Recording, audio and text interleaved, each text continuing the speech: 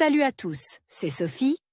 Bienvenue sur ma chaîne où je partage mes astuces pour une maison propre et bien organisée.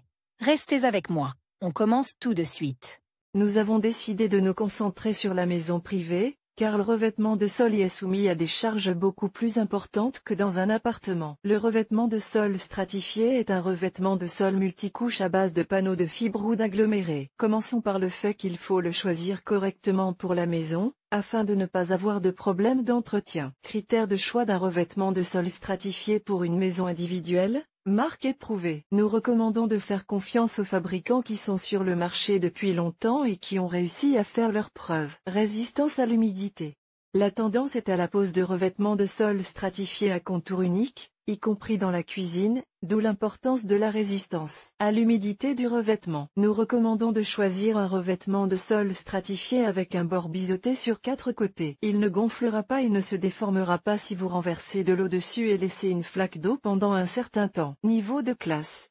La classe 31-33 est le choix optimal. Il convient même aux zones très fréquentées. Le respect de l'environnement. Cela doit être confirmé par les certificats correspondants, que le vendeur doit fournir à votre demande. Nous vous recommandons de consulter le catalogue des revêtements de sol stratifiés, qui propose un large éventail de couleurs et de textures dans différentes catégories de prix. Dans une maison individuelle, les stratifiés sont généralement posés avec une épaisseur minimale de 0,8 cm.